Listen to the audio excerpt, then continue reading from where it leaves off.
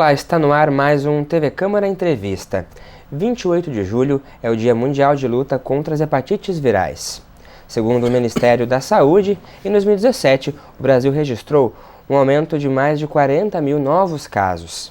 Para falarmos sobre os diferentes tipos de hepatites, tratamentos e prevenção, nós recebemos aqui hoje no estúdio o coordenador do Serviço de Assistência Especializada em Hepatites Virais da Secretaria Municipal da Saúde, Eduardo Emerim, e a professora e também hepatologista da Universidade Federal de Ciências da Saúde de Porto Alegre, Gabriela Coral. Muito obrigado pela presença de vocês. Obrigado a ti, Felipe, e a TV Câmara pelo convite.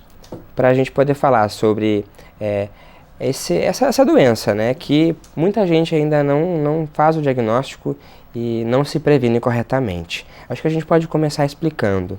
O que são as hepatites virais? Existem aí vários subtipos. Sim. Os mais comuns são hepatite viral A, B e C. Eu acho que a gente pode focar hoje nessas três hepatites. E é muito importante, né, dizer que realmente como elas são silenciosas, imensa maioria das vezes até nas crônicas, é quase regra não ter sintomas como o amarelão, a icterícia.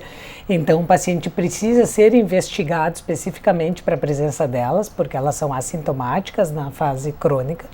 E na aguda também, muitas vezes, ela pode ser anictérica, sem o amarelão.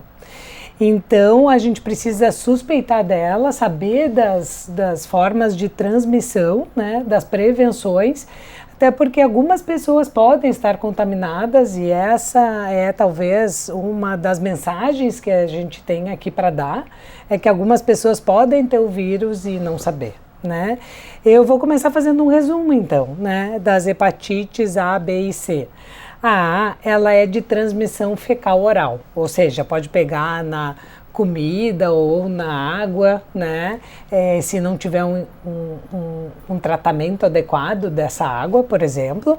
Aqui a gente sabe que na região sul do Brasil, né, podemos falar mais ainda sobre o inquérito de hepatites, mas a gente sabe que houve uma mudança muito grande na prevalência de hepatite A nos últimos anos, por questão de haver um muito melhor saneamento básico nos últimos 20 e 30 anos.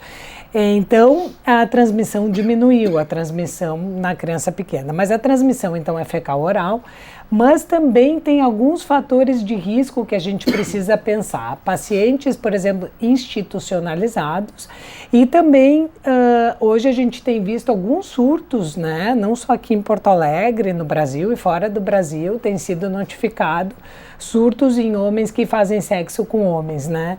Então tem que ter uma atenção maior, porque como diminuiu a prevalência dessa doença, então mais pessoas hoje estão expostas. Mas é importante frisar que a hepatite A, ela é uma doença que cura sozinha, né? Ela é uma doença que ela sempre é aguda, ela não cronifica nunca, né? E que também já tem prevenção, né, que é a vacina. Então, além dos cuidados, como cuidados com saneamento e cuidados com alimentação, né, de preferência alimentos cozidos, além desses cuidados, também existe a vacina. Pois é, e a vacina, ela gratuita, pode ser encontrada aqui em Porto Alegre em todas as unidades? A vacina da hepatite A, ela está no calendário infantil no primeiro ano de vida, tá? É uma dose. Fora dessa faixa etária, ela não é encontrada na rede pública, a da A. Então, também sobre a hepatite A, né, alguns casos, eles podem ser mais sintomáticos quando a pessoa entra em contato com o vírus na fase adulta. Outro fator de risco é a pessoa viajar para áreas que tem mais hepatite A, por exemplo, como o Nordeste aqui no Brasil tem mais, eventualmente a pessoa viaja de férias ou a negócio, quando volta está com hepatite A, né? Ainda sobre a hepatite A, até perguntar para o Eduardo, ano passado houve um aumento aqui em Porto Alegre da hepatite A. A situação agora, como é que ela está? Na verdade, como a professora Gabriela comentou, ano passado teve um pequeno surto de hepatite A. E houve essa mudança, digamos assim, epidemiológica das pessoas que contraem, que era como antigamente uma doença muito contraída na infância, ao ponto que a maioria das pessoas na idade adulta, no passado, já tinham tido a sua hepatite. como a doutora Gabriela falou, é uma hepatite que dá e cura, e em raros casos ela pode evoluir para uma forma chamada fulminante, que pode ser fatal, né, e a pessoa morrer no momento ou no período que está doente com a doença aguda. Mas, então, as condições sanitárias melhores diminuíram a taxa de infecção na mais tenra infância e adolescência, onde a maioria das pessoas contraiu a doença, para migrar um pouco para a fase adulta, né? Especialmente pessoas com algumas situações de vulnerabilidade maior, de exposição ao vírus, né? O que provavelmente também acontece, né? Acho que o Eduardo tem essa ideia também, não é que a gente está tendo mais hepatite A, né? Quer dizer, até a prevalência está menor, mas os casos sintomáticos, os casos com icterícia, com amarelão, os casos diagnosticados, né? E também os casos que estão sendo notificados aumentaram, né? Exatamente por essa mudança, né? E que isso, daqui a alguns anos, também vai ser diferente, porque agora as crianças estão sendo vacinadas, né? Exatamente. Então, é exatamente por essa mudança. Antes, como a maioria, 90% quase da população tinha tido contato prévio, né? Talvez um pouco menos, mas... Então, estava imunizado já naturalmente na fase de criança. Então não tinha esse risco de pegar na fase adulta, e como na fase de criança muitas pessoas se espantam no consultório, assim, eu peço o teste em alguns casos, eles dizem, não, eu nunca tive hepatite na vida. Não, mas teve contato com vírus, mas para a mãe muitas vezes passou até como uma infecção viral, que a sua criança estava, né, porque não tinha, na criança pequena, a maioria das vezes não dá na forma de amarelão, de icterícia. Então, então não é que aumentou, acho que sim, aumentaram os casos sintomáticos, aumentaram também um pouco os casos graves, porque agora dá em população idosa que está mais vulnerável, né? Tanto que a vacina está disponível, como eu tinha falado no primeiro ano, mas eu ainda não tinha comentado que para grupos vulneráveis, por exemplo, pacientes que já têm doença hepática por outro vírus, por exemplo, pacientes com cirrose, ou os pacientes que têm o vírus B ou o vírus C, eles ganham essa vacina.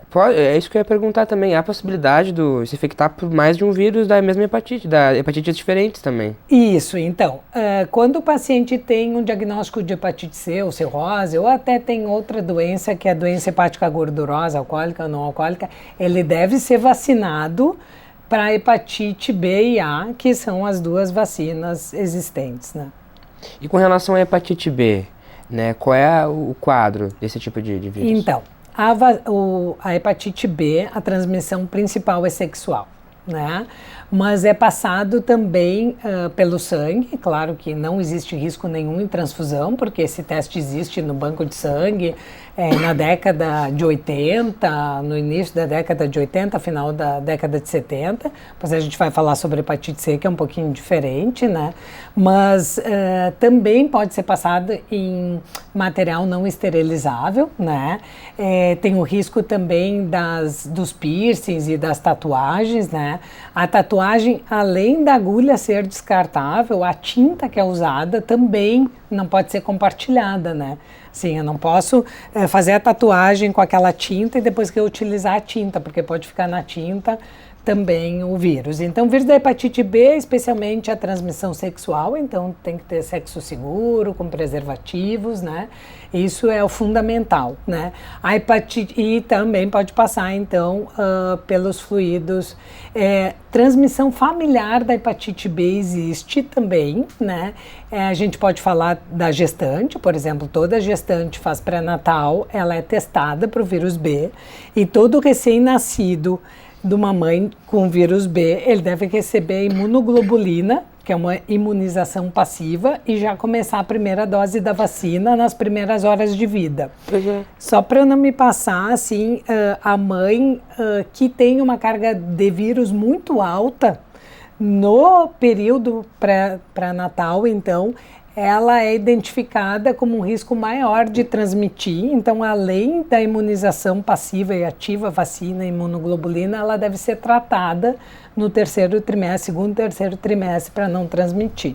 Como é que tá esse quadro agora da transmissão vertical, né, que é da mãe para o bebê? Como é que vocês estão percebendo os casos? Olha, já faz muitos anos que isso está muito bem organizado, assim, né, que é claro que a mãe tem que fazer o pré-natal, né, então assim, mas em fazendo o pré-natal isso está muito bem estabelecido, ela é testada sistematicamente para B e C. E durante a amamentação há algum risco? Então, tomando esses cuidados, não tem problema, ela não precisa deixar de amamentar. E a hepatite B tem vacina? A hepatite B tem vacina. A hepatite B, isso é importantíssimo, né? Ela já podia estar erradicada ou podia estar em fase de erradicação, né? A gente sabe que a prevalência da hepatite B também diminuiu muito nos últimos anos, mas ela é totalmente prevenível, né? Muitas pessoas não são vacinadas e poderiam se vacinar. A B sim está disponível para qualquer pessoa nos postos de saúde. Até destacar, Eduardo, essa questão, né, dessa transmissão via sangue, via relação sexual também, e o trabalho que é feito pela prefeitura, né, no serviço especializado também de atenção com relação a isso. Dá para ser feitos testes rápidos para detectar e controlar isso. Exatamente. Complementando o que a Gabriela estava falando sobre a transmissão vertical, que é da mãe pro bebê na hora do nascimento, ainda assim, nas maternidades do SUS, gestantes que chegam sem um pré-natal adequado, ainda assim também são testadas para que, ao menos, se não foi feito nenhum tipo de medicação preventiva para não passar o vírus, possa ser feita essa imunoglobulina, que são os anticorpos já prontos, né, para evitar que o vírus desenvolva uma doença na criança. Ainda tem mais, do tipo assim, uma última chance na porta de entrada da maternidade. A testagem rápida ela está extremamente instalada dentro da maioria dos municípios, especialmente Porto Alegre, em todas as unidades de saúde. Então, o Julho Amarelo e as campanhas que se fazem, se dá mais visibilidade para isso. Mas qualquer cidadão chegando no seu posto de saúde pode e deve solicitar para fazer uma testagem rápida, que é um exame simples, prático, o resultado é em alguns minutos, né, no máximo em 30 minutos, e ele pode aproveitar e testar também, né, já que nós temos, na nossa capital, ela tem, é um município prioritário em hepatite, especialmente a C, e testar também para outras doenças que são importantes aqui, como HIV, sífilis e a hepatite B, sim.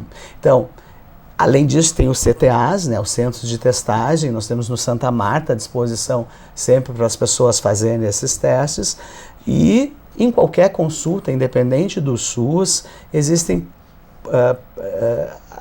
quase que obrigatoriedade de se pedir para o seu médico, ou de um médico lembrar, hoje em dia a recomendação formal do Conselho Federal de Medicina, para que o médico, independente da especialidade, questione seu paciente acerca de vacinas e se já tem um exame realizado de hepatite, para evitar todas as complicações que pode dar graves se não tratado a tempo.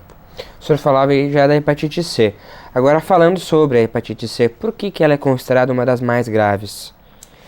Então, o problema principal é que a hepatite C cronifica mais, né? Então, entre a A, nenhum cronifica, nenhum paciente que fica doente com hepatite A cronifica. A hepatite B no adulto, a cronificação é em torno de 5, 10%. Na criança, no recém-nascido, é 90%, mas agora com essas medidas a gente pode evitar, né? E então, o que a gente enxerga mais é a C, mas porque a C cronifica em torno de 70% dos casos. Uma vez ficando crônica, a B e a C podem cronificar então, né? Uma vez ficando crônica, elas têm um risco de cirrose hepática, né? As duas, em torno de... tem um período, se não tiver com infecção com HIV, se não tiver álcool junto, né, outros cofatores que pioram a evolução, em torno de 20 e 30% dos pacientes que cronificam hepatite B ou C podem ter cirrose em 15, 20, 30 anos, tá? E a partir do momento que tem cirrose, aumenta o risco de câncer de fígado. Esse risco é 5 a 8% ao ano, é acumulativo, independente da etiologia, pode ser vírus C, vírus B, álcool, doença gordurosa não alcoólica. Mas o vírus da hepatite B, até sem cirrose, ele também pode dar câncer de fígado, né? Até explicar justamente porque as hepatites hepatites virais, elas atacam o fígado.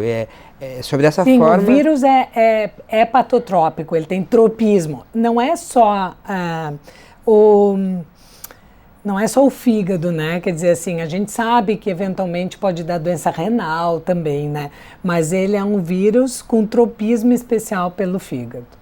Até pra gente entender, né? Como é que esse vírus age, então, nesse organismo? Isso, eles agem levando a inflamação crônica, né? Por exemplo, o vírus da hepatite B. Eu não cheguei a falar muito sobre a manifestação, mas uma vez que ele cronifica, que no adulto é só 5% e na criança é maior, mas uma vez que ele cronifica, alguns pacientes podem ter o vírus da hepatite B e não ter doença ativa, né? Outros desenvolvem uma hepatite ativa e um percentual pode ir a cirrose ou carcinoma. Esses pacientes são tratados, existem tratamentos aqui na rede pública, né? Os medicamentos para hepatite B, em casos que existe o risco, né, que tem uma hepatite ativa, existe o risco de cirrose ou tem história familiar de câncer na família, câncer e hepatite B, câncer de fígado e hepatite B, esses pacientes são tratados. Existem 3 drogas que o governo fornece, né, que é o interferon, que ainda é usado em alguns casos, menos, e o tenofovir e entecavir, né. E para a hepatite C existe uma mudança bem importante nos últimos anos, porque até 2015, mais ou menos, o que a gente tinha de medicamento para a hepatite C era o interferon e a ribavirina.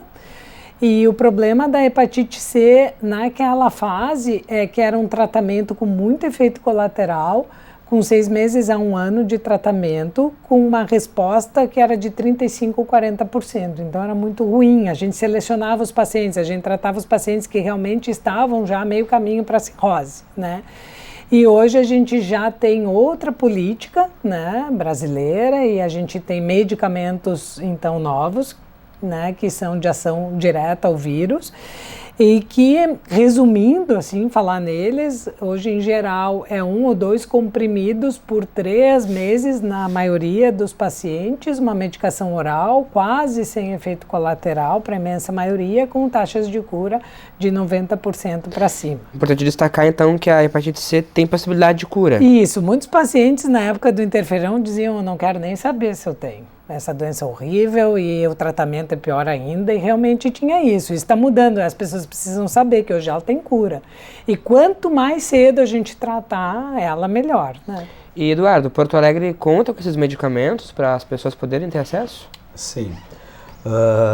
Na verdade, a compra é centralizada pelo Ministério da Saúde, né? Então, a compra da medicação, a aquisição dos laboratórios é feita em Brasília. Os estados, eles têm um papel de fiscalização e ver se quando o médico prescreve, seja na medicina privada ou no Sistema Único de Saúde, se aquele paciente se encaixa para receber aquele tratamento. Então, vai depender, então, se na hepatite C a gente tem mais de um subtipo, né, então que chama genótipo, 1, 2, 3. Então, se está prescrito o remédio correto para aquele genótipo, se o paciente tem uma carga viral realmente positiva, não um anticorpo apenas, né, então precisa ser confirmado com uma carga viral, o Estado faz esse papel, digamos assim, de perito e dispensador dessa medicação solicitada ao Ministério da Saúde. E os municípios, como está há muito tempo estabelecido no SUS, tratam as pessoas. Então, que fique claro que os remédios estão chegando em um quantitativo muito bom esse ano, mas que eles não são uma atribuição do município à compra. A atribuição do município é tratar as pessoas, é testar, diagnosticar, acompanhar, tratar e, de preferência, curar. Então, são 3 esferas que atuam juntos, né, as 3 esferas, para que o objetivo final seja realmente a cura do paciente. Como a professora Gabriela falou, que hoje na hepatite C é altíssima, e eu gosto muito daquela tua pergunta que as pessoas dizem, doutor, qual é a hepatite mais braba? Né? Então depende, porque hoje em dia a gente, na aguda eu diria que é pior ter a C, porque a maioria não vai curar sozinho e depois vai precisar de medicamento, mas a maioria dos que vão precisar de medicamento vão curar. E na hepatite B, crônica, que a minoria pega e fica crônica, a gente não vai curá-los. A intenção da gente é manter o vírus controlado para que não haja progressão da doença para cirrose e câncer, né? Então, a hepatite mais braba, o mais adequado realmente na hepatite B é prevenção, para todas, mas prevenção. Nós temos uma vacina que custa menos de R$1 a dose, o Ministério da Saúde da hepatite B, são 3 doses. É importante que seja salientado isso. Então, além do sexo seguro, que é uma doença sexualmente transmissível, nós temos uma eficácia muito alta da vacina e previne. Em relação à hepatite C, né, ainda não temos vacina, mas também a prevenção. Gabriela falava de tatuagem, então os procedimentos estéticos estão muito em voga de novo, né, especialmente as tatuagens e vírus isolados em frascos de tintas, mas a gente não pode esquecer também do coisa mais comum de estética que tem, que é manicure e pedicure, né? Então, assim, há que se ter uma garantia de que esses instrumentos estejam devidamente esterilizados para não contaminação, ou que a pessoa, idealmente, leve seu próprio equipamento, e aí as pessoas sabem com certeza que não vai ter risco de transmissão de nenhuma doença para ela. A transmissão da hepatite C também é pelo sangue. Então, eu acabei não falando ainda, né, da transmissão. A transmissão é muito parecida com a B, mas a transmissão sexual da C não é tão importante quanto a B, né? Ela existe, com certeza existe. Precisa usar preservativo. A gente tem muitos casais que a gente vê que os dois, né, parceiros têm.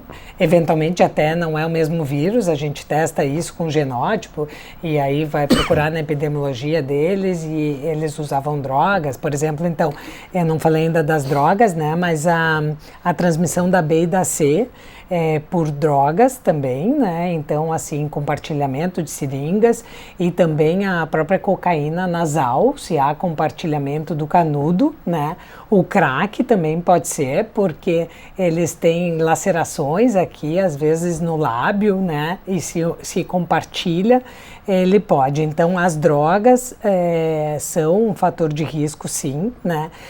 A transmissão da hepatite C por transfusão de sangue antes de 1993, 94, aqui em Porto Alegre, em 93 estavam chegando os primeiros testes no banco de sangue, isso porque esse vírus foi descoberto mais tarde, né?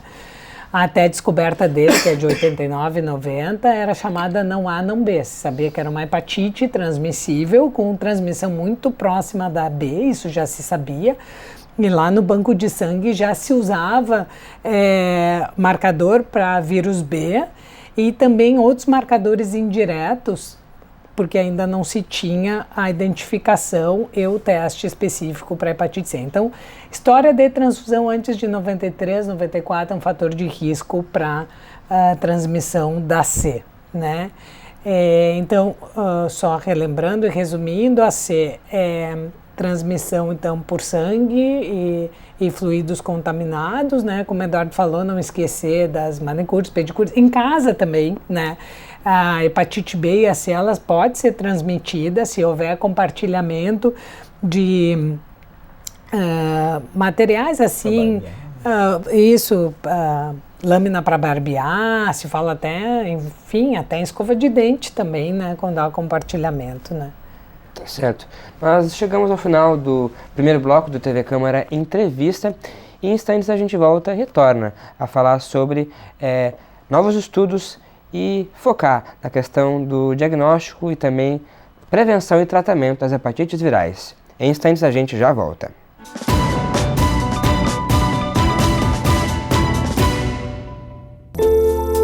Entre bromélias, orquídeas, samambaias e begônias, são mais de 600 espécies de plantas espalhadas pelo parque.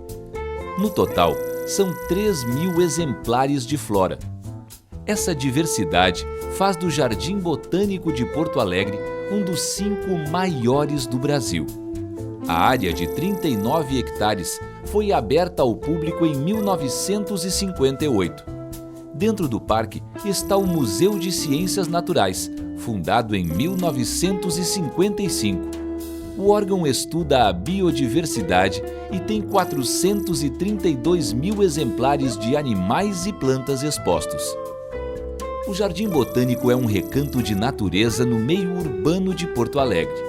O parque fica na rua Dr. Salvador França, número 1427.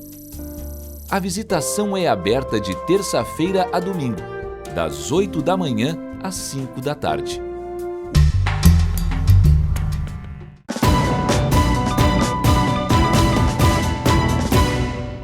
O TV Câmara Entrevista está de volta hoje falando sobre o combate às hepatites virais. E para falar sobre esse assunto, nós estamos recebendo hoje aqui no estúdio o hepatologista e coordenador do Serviço de Assistência Especializado em Hepatites Virais da Secretaria Municipal da Saúde, Eduardo Emerim, e a hepatologista e professora da Universidade Federal de Ciências da Saúde de Porto Alegre, Gabriela Coral. Nós falávamos no primeiro bloco, então, sobre as especificações, de cada uma das doenças. E agora eu queria destacar a questão da prevenção, Estamos em Julho Amarelo, mês dedicado a essa conscientização e prevenção das hepatites virais, a importância dessa campanha para fazer com que as pessoas compreendam, e entendam a doença. Então, esse é um dia que não é só no Brasil, dia 28 de julho ele foi escolhido, então, para simbolizar a luta contra essas doenças que ainda matam muita gente no Brasil e no mundo, as hepatites virais crônicas principalmente, E é importante saber que a prevenção e o diagnóstico e as ações de testagem, elas são feitas o ano inteiro. Se utiliza, então, a alusão a esse dia tão importante para nós que trabalhamos com isso e para as pessoas portadoras das doenças, para dar uma visibilidade extra, entendeu? Então, vários órgãos, sociedades científicas, ONGs e secretarias de Estado e municipais de saúde fazem ações pelo Brasil inteiro. O município de Porto Alegre, desde que estou atuando na área de hepatites virais e muito antes até, sempre fez essas ações e esse ano não vai ser diferente. Vai ser uma ação bastante interessante, até um pouco diferente da dos anos anteriores, porque a gente tem aí uma meta ambiciosa da Organização Mundial da Saúde de eliminar essa doença, a hepatite C, que é o maior problema de saúde pública para nós, falando-se em hepatites, até o ano de 2030. Então, essas ações cada vez se tornam mais importantes para que a gente consiga erradicar uma doença erradicável. Difícil, mas erradicável. Até nós até pincelamos no primeiro bloco a questão dos sintomas, Na maioria dos casos eles não são visíveis e isso também dificulta, Então, não são visíveis, mas e quando são visíveis e podem ser identificados, quais que eles poderiam ser? Então, assim, hepatite crônica B e C, ela na imensa maioria das vezes é assintomática, O paciente só vai fazer o diagnóstico se ele fizer o teste, e o médico só vai diagnosticar se ele pedir o teste. Então, isso é muito importante. Mesmo pacientes com cirrose, existem pacientes com cirrose pelo vírus B ou C, ou outras etiologias, que não se sabem cirróticos, não tem nenhuma manifestação. Isso parece meio chocante. De qualquer forma, por exemplo, até câncer de fígado com cirrose, às vezes a gente recebe o paciente numa fase avançada da doença porque ela não deu sintoma nenhum. Quando dá sintoma, são aqueles casos de cirrose que descompensou.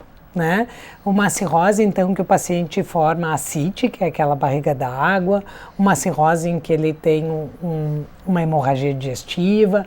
Então, mas a imensa maioria dos pacientes com hepatite crônica e com cirrose compensada, numa fase, então, em que não houve uma descompensação, eles não sabem até que a gente teste, até que eles procurem ou a gente procure ativamente com testes específicos, Tem que solicitar os anticorpos, Então, a importância da população ter em mente de se fazer recorrentemente, então, esses exames para, identificar, além dos hábitos saudáveis, também fazer isso, para saber se está tudo certo. E falando sobre hábitos saudáveis, surge aí muitas perguntas com relação à questão da gordura no fígado.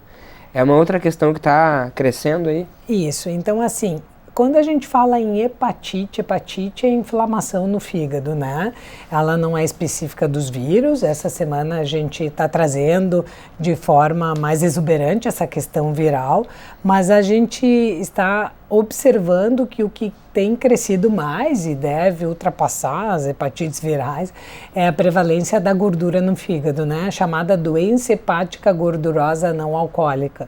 Não alcoólica porque se subentende que o paciente não bebe, ela do ponto de vista histológico é igual a alcoólica, né?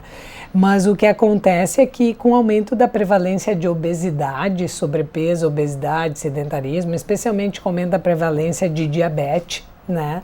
Obesidade, diabetes, síndrome metabólica aumentando bastante, esses pacientes podem ter gordura no fígado e essa gordura pode levar à inflamação, também pode levar à cirrose e também pode levar ao câncer de fígado. Inclusive, isso é um fator que piore a evolução de uma pessoa que já tem uma hepatite viral, né? Então, assim, é um fator, digamos, a mais, como se a pessoa tivesse hepatite C e bebesse todos os dias ou frequentemente. A doença gordurosa pode piorar a evolução de uma outra doença hepática, um somatório para o desfecho ser pior, digamos assim. E, Eduardo, como é que o serviço especializado realiza esse tratamento dessas pessoas que estão com o vírus da hepatite? Então, em Porto Alegre, a gente atende moradores exclusivos do nosso município, né? Mais de 90% das consultas de pacientes diagnosticados com hepatite viral, eles são encaminhados para nós, a gente atende então a imensa maioria desses pacientes que já vem diagnosticado pelo médico ou pelo enfermeiro do posto de saúde ou numa ação dessa como a do Julho Amarelo de testagem, né? E eles são encaminhados para nós já com o diagnóstico confirmado de vírus. Então, assim, a gente não atende ainda, né, pacientes que só tenham doença gordurosa ou que tenha outra doença no fígado. O paciente, para tratar no SAI hepatites, ele precisa ter hepatites virais, ele precisa ter hepatite viral. Então, o diagnóstico é feito ou pelo exame de sangue na unidade de saúde ou consultório, ou por teste rápido na unidade de saúde ou centro de testagens ou em campanhas, e depois ele precisa ser confirmado, né, o da hepatite C, com uma carga viral, né? Porque a gente sabe, como a professora Gabriela explicou no primeiro bloco, que a maioria das pessoas que contraem hepatite C cronificam, mas aí 20% a 30% conseguem, de alguma forma, curar sozinho e eliminar o vírus espontaneamente. Então a gente precisa tratar as pessoas que evidentemente têm o vírus. Isso se confirma através de um exame de sangue de carga viral, né? Uma vez tendo essa carga viral positiva, hoje em dia essa medicação que antes era reservada para casos mais graves, hoje ela é universal. Então, independe se a pessoa não precisa esperar evoluir a doença para formas mais graves, como cirrose ou quase cirrose, digamos assim, para que receba o medicamento gratuitamente pelo SUS, tá? Então, o que evoluiu é isso, também a forma como a gente avalia a gravidade da doença da hepatite crônica, especialmente a hepatite C, também modificou. Hoje em dia a gente tem disponível, inclusive no SUS em Porto Alegre, um equipamento que mede a quantidade de cicatrizes, de fibrose que o vírus, que a inflamação provocada pelo vírus provocou no fígado. E aí já vai conseguir dizer se o paciente tem uma doença mais leve e uma doença mais grave que vai necessitar de outras investigações para possíveis complicações da doença hepática. Mas independente do grau, todos têm direito ao medicamento no Brasil hoje.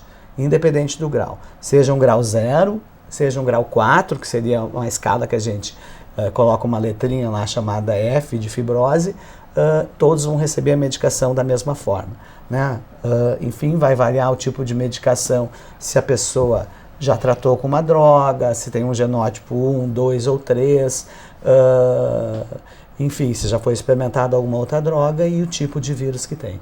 Onde que fica localizado aqui em Porto Alegre o SAI? O SAI Hepatites, ele é um serviço do ambulatório do Hospital Materno Infantil Presidente Vargas. Talvez isso mude, mas desde 2012 ele está situado lá, num anexo, numa casa própria para o serviço, onde existe uma equipe multidisciplinar, né? Nós contamos ali com profissionais de enfermagem, com um farmacêutico exclusivo para dar atenção, orientação e a dispensação da medicação para os pacientes. Então é uma casa em anexo, que na verdade o hospital fica na Avenida Independência, mas esse anexo fica atrás, na Rua Garibaldi, número 1036. Importante salientar que a marcação de consultas não é feita lá.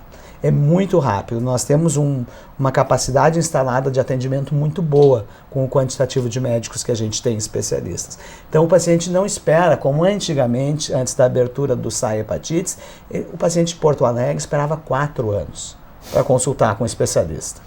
Hoje a gente espera 15 dias, 30 dias, às vezes um pouquinho mais, dependendo da situação, mas em se tratando de uma doença que evolui aí ao cabo de 10, 15, 20, 30 anos, quando a gente vai falar em câncer, um mês é muito pouco tempo, né? 15 dias, 20 dias. Importante que as pessoas tenham noção que mesmo que façam um teste, que ela não é uma doença que vai te matar a semana que vem, ou que tu precisa ver o especialista na hora. Isso nem na medicina privada, nem no Sistema Único de Saúde. A pessoa tem um tempo para marcar a consulta com calma, e Porto Alegre faz isso. Funciona bem, a gente tem orgulho disso. Funciona muito bem, então os pacientes imediatamente estão sendo vistos por especialistas, por gastroenterologistas, a maioria deles hepatologistas, né, especialistas em fígado, com uma brevidade impressionante. Professora Gabriela, então ao lado do poder público a gente também tem a universidade, né, que ajuda, né, em pesquisas e até na elaboração. Não sei se a universidade teve a atuação também no inquérito que foi feito? Isso, teve um inquérito do Ministério da Saúde, né? Então foi um inquérito brasileiro de levantamento da prevalência e fatores de risco das hepatites virais A, B e C, né? E aqui na região sul eu coordenei, então, a região sul do Brasil, que foi Rio Grande do Sul, Santa Catarina e Paraná, né? Esse inquérito foi realizado, assim, efetivamente, faz 10 anos já, né? Mas é extremamente atual ainda, né?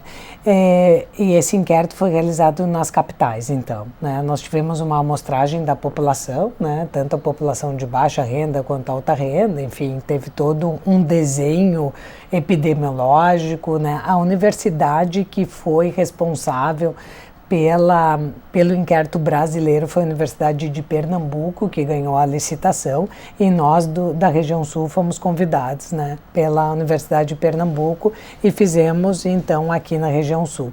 Então, sim, a universidade trabalhando junto com o Ministério da Saúde, e o inquérito também teve participação da Organização Pan-Americana de Saúde, né? E nós efetivamente fomos nas casas das pessoas, fizemos questionários extensos, coletamos sangue dentro da casa das pessoas, fomos com equipe para a vila, para vários locais de Porto Alegre, né?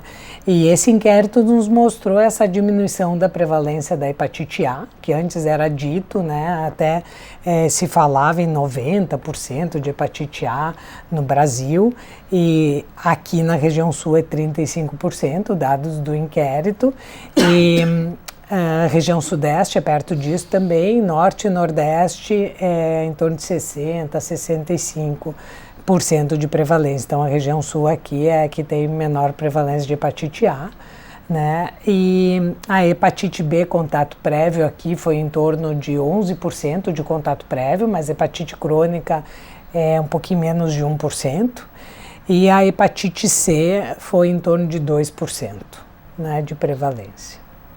O que é muito. O que, se a gente levar para o número da população, é muito, né? E uma coisa que hoje se bate muito nas campanhas, na prevenção, é que a gente sabe pôr esses estudos de prevalência que a gente está tratando muito pouco o paciente, está diagnosticando muito pouco o paciente. Exatamente por isso, porque ela é assintomática e porque ela tem um teste específico. Se as pessoas que têm fator de risco, na verdade hoje nem é só as pessoas que têm fator de risco, né? A professora Eduardo também já falou que todas as pessoas adultas deveriam ser testadas, né? E que todos os médicos deveriam pedir. Essa é uma recomendação, não é mais assim, só quem já recebeu transfusão de sangue, quem faz sexo desprotegido, quem usou droga, não é. Hoje em dia a gente deveria testar realmente de forma universal, porque é uma forma da gente conseguir diagnosticar e tratar. Pois é, vocês veem isso também do lado dos médicos, também essa falta de conscientização. O que seria? Está melhorando progressivamente. Existe, né, várias campanhas que focam digamos assim, nas pessoas que têm mais chances de ter o vírus, especialmente as pessoas acima de 40, 45 anos de idade, que se expuseram mais a seringas não descartáveis, enfim, é uma série, a transfusões de sangue não testadas, porque nem se conhecia o vírus, não se testaria algo que não sabe que existe, que não se conhece, enfim, mas em relação aos médicos também tem campanha. A Sociedade Brasileira de Hepatologia, por mais de uma vez, fez campanhas direcionando: se você, né, é paciente, peça para o seu médico, mas se você é médico, peça para o seu paciente o exame, né, de hepatite C. Porque, como a Gabriela falou, a gente tem uma meta ambiciosa do mundo aí para erradicar, mas eu não sei se a gente consegue, porque a gente precisa saber aonde, não é que nós precisamos saber, nós precisamos chegar aonde essa doença está mais prevalente. E hoje em dia a gente fala muito em populações em situação de vulnerabilidade. Então, assim, pessoas que tiveram ou estão encarceradas, prisioneiros, né? Tem uma prevalência maior. A gente até fez um levantamento aqui há uns anos, um levantamento rápido de um projeto piloto no Presídio Central de Porto Alegre, e o dado que surgiu mais foi droga, né? Então, assim, dentre todos os fatores de riscos dessa população encarcerada, foi pessoas que tinham o uso no passado ou atual de alguma substância de droga ilícita, principalmente. Mas em relação aos médicos, voltando ao tópico, sim, a gente tem que lembrar também, como a Gabriela falou do diabetes, que apesar da hepatite, especialmente a CC, uma doença silenciosa, que 3% mais ou menos das pessoas têm manifestações que a gente chama extrahepáticas, que as manifestações que vai levar o paciente ao médico muitas vezes não é a doença no fígado, né? Então, até lesão de pele, por exemplo. Tem um tipo determinado de lesão de pele chamado porfíria cutânea tarda, não é uma lesão comum, mas enfim, que é provocada pelo vírus C, pode ser pelo álcool também, mas assim, que o dermatologista tem que estar atento para isso. O endocrinologista tem uma prevalência aumentada de diabetes em portadores de hepatite C e cirrose por vírus C. Então, assim, o diabético tem, né, uma maior prevalência de vírus C, porque a doença em si causa também diabetes, né? Então, outras doenças renais, como a Gabriela falou, pode ter manifestações tiroidianas e até mesmo câncer. Até mesmo câncer, alguns tipos de câncer, pode estar relacionado ao aumento da incidência, linfomas, né, doenças do sistema hematológico que estão associadas à presença do vírus C. E eu gosto muito de falar que Gabriela pode talvez emitir a opinião dela, porque não é uma coisa também que a gente tem muito científico, assim, porque existe muitos fatores de confusão, mas é na qualidade de vida. Tá? Então, o paciente com vírus C, ele tem uma doença inflamatória sistêmica, e inclusive inflamado está o seu cérebro. Tá? Então, a gente tem um aumento da prevalência de depressão, um aumento da prevalência de transtornos psiquiátricos, um aumento da sensação de não bem-estar, de a pessoa não estar bem, se sentindo bem, e muitas vezes não sabe explicar por quê. Não sei se tu vê, Gabriela, mas muitas vezes o paciente que cura hepatite C, claro que isso não é uma coisa científica, ele relata pra gente que ele não sabia que ele se sentia mal antes, que ele passou a se sentir bem depois da erradicação do vírus, e que aquilo que ele achava o basal, o normal dele, ele não percebia que ele não se sentia bem. Então, a qualidade de vida, tem várias pesquisas mostrando que em questionários de qualidade de vida, em que se aplica questionários muito bem feitos, em que isso melhora também com a erradicação do vírus. Então, não é só o fígado, é, digamos, a saúde integral do indivíduo portador de um vírus. Então não adiantaria, nem sei se poderia ser feito um transplante do órgão, não existiria essa... Então, a questão do transplante, ela é indicada para pacientes que têm essa cirrose descompensada, ou seja, tem outras manifestações, por exemplo, o câncer, em alguns casos de câncer de fígado, acho que não cabe aqui falar dos detalhes, mas pacientes com vírus C ou B crônica, estágio de cirrose e câncer, podem ser candidatos a transplante, ou aqueles que têm já uma função do fígado muito comprometida, ou que tem essa barriga da água, que é ascite, ou que tem encefalopatia, que é um distúrbio neurológico. Mas a gente sabe que depois do transplante o vírus volta em 100% dos casos. Mas a gente trata mais eficazmente agora, né? Antes era um problema tratar um paciente transplantado. Ainda tem algumas questões relacionadas que é a interação de medicamentos com as drogas para evitar rejeição, mas isso é só a gente levar em consideração esses fatores e escolher a melhor droga. Então, hoje também o resultado do transplante mudou muito, né, do transplante pelo vírus C, porque hoje a gente erradica o vírus C. Antes tinha um risco em torno de até 50% de cirrose em 5 anos pós-transplante. Então a doença voltava e voltava até mais rapidamente e mais grave. Hoje a gente trata no pós-transplante. O vírus volta, mas ele é tratado mais precocemente e as taxas de resposta são muito boas. E como é que está a pós-graduação em hepatologia hoje lá na universidade? E esse trabalho multidisciplinar que está começando a se configurar lá? Isso, então nós temos um programa que é específico de hepatologia, mas que ele começou muito específico, né, porque essa é uma subespecialidade, assim, né, enfim, da gastroenterologia, mas já está sendo cada vez mais, agora já tem residência de hepatologia, a gente tem um programa de residência na Santa Casa e na USPA de hepatologia. O aluno nem precisa ter vindo da gastroenterologia, né? Existem lá os pré-requisitos, isso está disponível no site, e existe o programa de pós-graduação. Então, nesse programa de pós-graduação nós recebemos também outras especialidades, por exemplo, tem farmacêuticos, né? Tem nutricionistas, a gente tem uma equipe que trabalha bastante com a questão da nutrição, tem uma professora que é nutricionista da UFSPA que trabalha com a gente no corpo docente, eu faço patologia hepática também, então a gente tem a parte da patologia de fígado junto, então realmente é um curso que tem esse viés específico, mas que hoje está se abrindo muito porque a gente sabe que a gente não pode ver a doença como um órgão, a pessoa como uma doença no órgão, e tem toda a questão de ver o indivíduo sistemicamente e de toda essa comorbidade que tem, né? Hoje, então, o indivíduo é obeso e faz cirrose, tem diabetes, faz cirrose, né?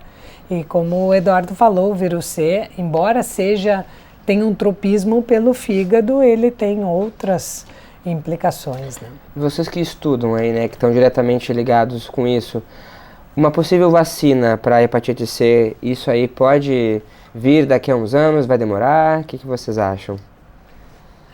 A gente tem ideia de que ela não venha, né? O que se pensa hoje, assim, se melhorou em prevenção e se trata, a gente precisa identificar melhor. Mas existem quase espécies desse vírus, né? E é muito difícil de achar uma vacina. Eu não tenho esperança que a gente ache, acho que a gente, claro, as pesquisas têm que continuar, mas eu acho que hoje nosso foco é identificar quem tem e não sabe. A erradicação da hepatite C, complementando, ela vai se dar pela cura e a eliminação da fonte do vírus, na verdade, né? Então, assim, com um tratamento que cura quase todo mundo, e com hoje o conhecimento que se tem das formas de transmissão, então transfusão de sangue que contaminava as pessoas hoje não contamina mais, as pessoas têm cada vez mais noção de como se cuidar, né? O que a gente acabou de falar aqui, com equipamentos de estética, enfim, tudo que possa ferir a pele e transmitir através percutâneo, que a gente chama, né, por sangue, a hepatite C. Eu também concordo com a Gabriela, eu acho que é mais provável que se erradique a doença antes de se conseguir uma vacina eficaz. E é isso que a gente está trabalhando no Julho Amarelo, né? É saber onde estão as pessoas para acabar com a continuidade da epidemia, né? É uma epidemia que vai diminuir com o passar dos anos graças a essa cura. E aqui em Porto Alegre agora, né, para encerrar esse mês de Julho Amarelo aí, existem algumas ações que vão ser feitas de conscientização, distribuição de material? Então, desde o Ministério da Saúde, tem ações até os estados e os municípios. O Julho Amarelo deste ano da Prefeitura Municipal de Saúde, ele vai contar com algumas ações. Então, já começa agora dia 24, já começou, né? Nós estamos aqui, isso já é Julho Amarelo, né? No dia 24, a gente vai, para dar visibilidade às pessoas que estão em vulnerabilidade e ao mesmo tempo a faixa etária mais prevalente de pessoas contaminadas, a gente vai estar com a equipe toda, médico, enfermeiro, no Asilo Padre Cacique. E nós temos uma combinação lá, uma parceria junto com a direção da instituição, que vai nos receber e a gente vai poder fazer testagem naqueles pacientes que estão lá, as pessoas que estão lá e que, assim, entenderem que queiram fazer o teste. No dia 26, ainda focado na vulnerabilidade, nós vamos ter uma capacitação esse ano não geral, esse ano focada nos CAPs, Centros de Atenções Psicossociais, sejam CAPs só, sejam CAPs AD, que são Centros de Atenção Psicossocial voltada a pessoas com problema de álcool e outras drogas, né? Então nós vamos ter na sexta-feira, no dia 26, então, uma oficina, digamos assim, um mini simpósio, chamando a atenção para essa população que, como eu há pouco falei, é uma população que tem uma prevalência importante de vírus da hepatite C e B também. Então, como nós temos um problema grave, especialmente com o crack, né, em Porto Alegre, essas pessoas às vezes se vinculam muito melhor ao serviço que trata o problema do abuso ou dependência química do que o serviço especializado. Então a intenção da gente é dividir esse cuidado com esses outros agentes de saúde, colegas médicos e outros profissionais de saúde, para que chegue de fato o tratamento e a adesão, que é extremamente importante, porque cabe salientar que esse remédio, ele é muito bom, muito maravilhoso, cura quase todo mundo, mas ele precisa ser tomado direitinho, né? Precisa ser tomado todos os dias aí, para que não haja resistência do vírus, né? A suspensão do tratamento e depois o tratamento falha. Não vai vir mais novos remédios da hepatite C. Não é a intenção que a indústria farmacêutica pesquise mais, porque os que estão aí já são suficientemente bons. No dia 24 isso. No dia 27, no sábado, uma ação muito interessante que também vai abordar pessoas em situação de vulnerabilidade, que é uma parceria com uma ONG que está muito conhecida já em Porto Alegre, chama Cozinheiros do Bem. Eles estão em determinados pontos da cidade, nos sábados, domingos e às vezes dia de semana também, oferecendo uma alimentação de qualidade. O objetivo deles é oferecer comida boa para as pessoas que estão precisando disso, e a gente vai estar lá junto com eles no sábado, no viaduto da Conceição, testando as pessoas que procurarem os Cozinheiros do Bem. Evidentemente que por acaso chegar alguém que não esteja necessariamente lá em função da alimentação dessa ONG, também pode ser testado. E outras atividades de ensino que vai ter em unidades de saúde, vai ter sarau de hepatite nas unidades de saúde, com a presença de especialistas nossos da Secretaria da Saúde. E no domingo a Secretaria entra com apoio, daí não é uma ação da Secretaria da Saúde, é uma ação em 5 cidades do país, da Sociedade Brasileira de Hepatologia, que vai fazer então em Belém, São Paulo, Porto Alegre e Salvador. Uma tenda de testagem, se estima que a intenção é testar pelo menos 1.000 pessoas, e assim, qualquer pessoa que procurar lá no domingo vai ter equipe médica, vai ter enfermeiros, vai ter estudantes de medicina, estudantes da PUC, da Liga de Gastroenterologia, da PUC-RS, onde eu também atuo como professor. Então esses alunos vão estar lá ajudando, orientando, e a participação também de uma ONG chamada Astraf, que é uma ONG que dá apoio a pessoas transplantadas de fígado, né? Então vai estar lá junto conosco na Redenção, próximo ao movimento do expedicionário, das 10 às 16 horas no domingo, que é um local, né, tradicional de Porto Alegre, o Brica da Redenção, de grande circulação. Quer dizer, então, né, várias atividades aí para a população realmente conseguir enxergar e vai conseguir fazer, né, os exames também. E contemplando a todo mundo, né? Contemplando desde pessoas que precisam ter um acesso diferenciado por causa da vulnerabilidade social delas, até pessoas que estão espontaneamente passeando num parque, espero que sejam um domingo bonito para que possa ser mais efetivo. Tá certo. Eu queria agradecer a presença de vocês. Nosso programa chegou ao final. Muito obrigado pelos esclarecimentos, né, e por levar ao público informação e prevenção. Muito obrigado. Nós que agradecemos. TV Câmara Entrevista de hoje termina aqui. Não esqueça que este e outros programas da TV Câmara você pode acompanhar pelo site da Câmara de Vereadores ou também por meio das nossas redes sociais. Até a próxima semana.